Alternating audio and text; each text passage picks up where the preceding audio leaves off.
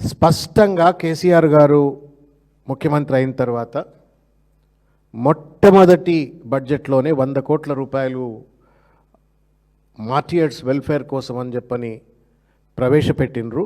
మరి మీరేం బడ్జెట్లో ప్రవేశపెట్టినరు అని చెప్పని ప్రశ్నిస్తూ కేసీఆర్ గారు నాయకత్వంలో వారు ముఖ్యమంత్రిగా 610 మంది అమరవీరులను గుర్తించి వాళ్లకు న్యాయం చేసినరు.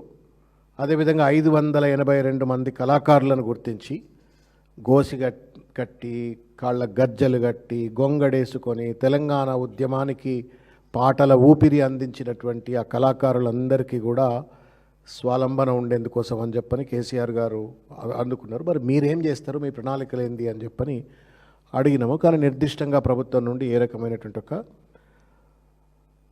ఆలోచన వాళ్ళు బహిర్గతం చేయలేదు. అనేక కేసీఆర్ గారు కొన్ని చెప్పి చేసిండ్రు, కొన్ని చెప్పకుండా చేసిండ్రు.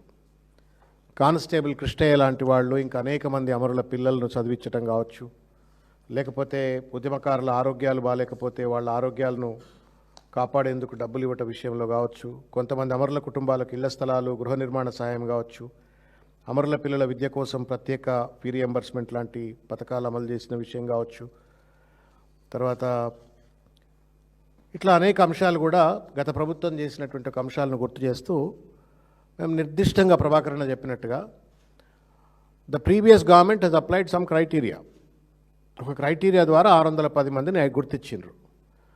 మరి మీరు గత ప్రభుత్వం న్యాయం చేయలేదు అని చెప్పని అంటున్నారు కదా, మరి మీరేం క్రైటీరియా పాటిస్తారు, ఏ క్రైటీరియా తోటి మీరు ఇంకా అమరులైనటువంటి వాళ్ళని గుర్తిస్తారు, ఎంతమందికి సాయం చేస్తారు అని చెప్పని అంటే ఇంతకుముందు ప్రభాకరణ అన్నట్టుగా వాళ్ళ దగ్గర సమాధానం లేదు. రెండోది ముఖ్యమైన